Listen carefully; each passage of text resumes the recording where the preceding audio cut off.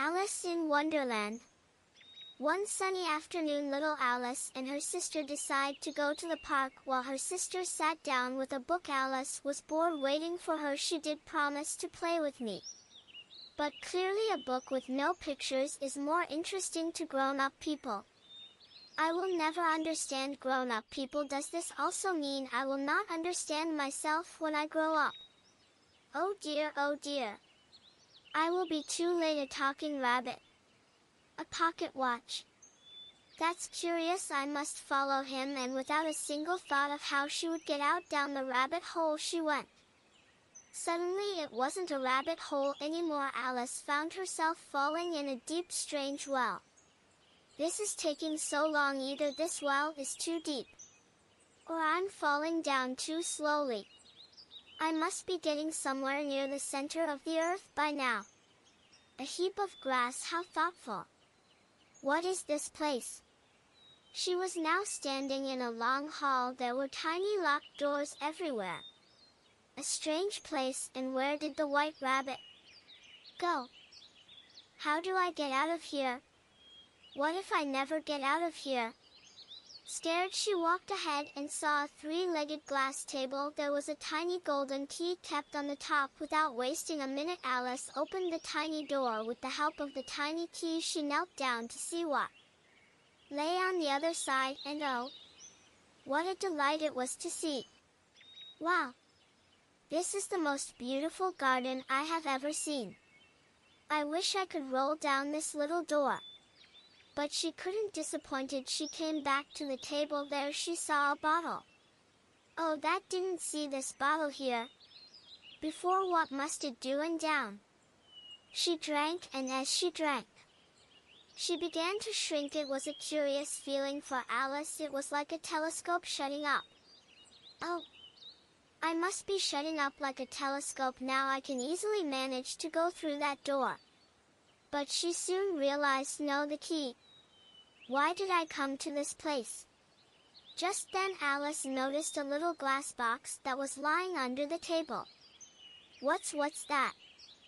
And oh, what the cake did, for Alice had started to grow very big and big and big. She was so tall now that she couldn't even see her own feet. Soon her head struck the roof. Now Alice could get the key, but was too big to go through the little door. She sat down and began to cry and cry and cry. Her tears had started to flood the floor when suddenly the Duchess, she will be angry if I kept her waiting. Oh, Mr. Rabbit, could you please? How rude. What could the talking rabbit would be to the Duchess if he can't even notice a very big girl sitting right here? It's so hot in here. I wonder what my feet would do now that I can't see them. I hope they learn to keep themselves clean without my help. My Alice was wearing the little white glove. How does this bitch my hand? How did I become so tiny? It's the fan. The fanning has shrunk me. I am so small now. Phew, that was close. Salty water. Did I somehow fall into the sea? It then didn't take long for Alice to realize they were her tears indeed. Suddenly a big wave took Alice out of the door. Hope I dry soon. Don't want to catch a cold now. What are you doing here? Go home and fetch me a pair of gloves and a fan. What home? My home over there. Now go. Alice was so confused and scared she started walking towards the rabbit's house. Without questioning him, he must have mistaken me for his maid, she thought. She entered into a tiny little room. Thereupon a table was the fan and a pair of gloves and a little bottle. I know something interesting is sure to happen whenever I eat or drink. Let me see what this bottle does. I'm getting bored of being such a tiny thing. Her head now touched the ceiling. I'm stuck. Just then the rabbit came. My hand. Alice was so uncomfortable. She wanted to stretch out her hand, but there is a hand coming out of the window of my house. Oh, it's a giant in my house. Help, help. The animals gathered quickly. The smallest one, Bill, The lizard was asked to enter the house through the chimney. Alice managed to insert her foot into the chimney, and the rabbit then had an idea which wasn't the smartest, I must say. Hey, it might help me shrink again. And that's what it did. As soon as she was small enough, Alice ran out of the house, far away from all the animals, into the forest. The first thing I've got to do is grow back to my normal size. I can help. Not that your size is anything to be embarrassed about. Look at me. Of course. That's not what I meant. You're beautiful. Of course I am. One side will make you grow taller and the other side will make you grow shorter. One side of what? Now the real question was to figure out the sides of a thing as round as a mushroom.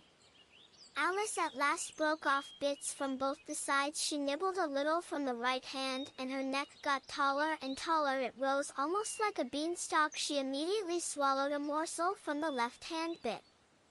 And now she was smaller than before. Tired, she kept nibbling at the mushroom bits, taking a bite of each, growing sometimes taller and sometimes shorter, until finally she succeeded in bringing herself down to her usual height. Phew. There's half my plan done now. What a confusing day. I should keep these mushroom pieces with me in case I need them again. I need to thank that caterpillar, but then he was so weird. I don't know what would tick him off. Who is not weird here? Darling. Hello. I must ask, do you grin like that all the time? Well, yes. Of course. I am a Cheshire cat. I don't understand what is so obvious in that. Tell me, have you met the Mad Hatter and the March Hare? The Mad Hatter and the March Hare? No, I haven't. Oh.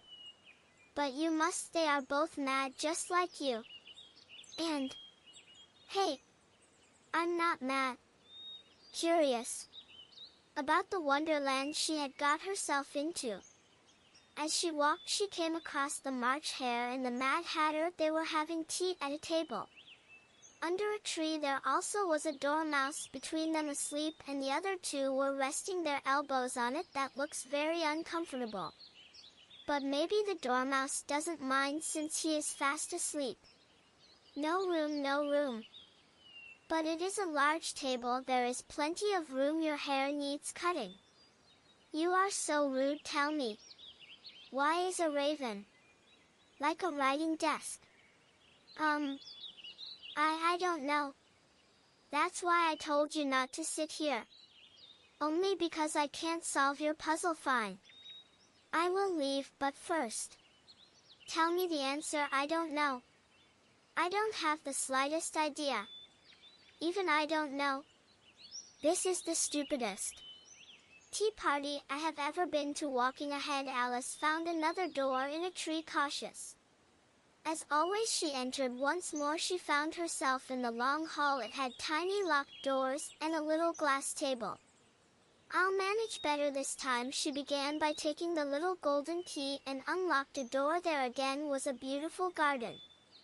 Then she took the mushrooms out of her pockets and nibbled at them till she was about a foot high. She walked down through the little door. There were all types of beautiful flowers and bushes at one place. There were gardeners who looked like playing cards. What's more surprising is that they were painting the white roses into red. Would you tell me, please, why are you painting those roses? The Queen ordered us to plant red roses, but by mistake we planted the white ones. If the Queen finds out, we all will be beheaded. The Queen is here. Is this? My name is Alice, Your Majesty. And who are these? How would I know? Just then the Queen turned red with fury. No, with her hand. But she is just a child. I forgive you. The trial has begun. What trial? Someone stole a tart from the Queen's kitchen. We suspect it was the Jack of Hearts. The jury box for the trial included some birds and animals. They were all writing hastily on slates. Read the accusation. The Queen of Hearts, she made some tarts all on a summer day. The Jack of Hearts, he stole those tarts and took them quite away very well. Call the first witness. The first witness was the Hatter. He came in with a teacup in one hand and a piece of bread and butter in the other. So nervous he was that all he could do there was stand and stutter. You're a very poor speaker, you may go. Call the next witness. The next witness was Alice herself. But something was different about her. She stood up unaware that she had grown much bigger. She toppled all the animals who had come to see the trial. The Queen was furious with her head. By now Alice had had enough. Who cares about you? You say that all the time. You are only a pack of cards. At this statement the cards rose up into the air. They came flying down upon Alice. She screamed, half of fright and half of anger. She tried to beat them off and soon get away. What are the cards and the Queen? It was a dream. What a splendid dream. I have to go tell my sister. Oh, what a dream it really was, or was it? The end. Do you still like today's story? If you like it, please remember to subscribe to this channel. You can be notified first and hear the latest stories. Good night, my baby.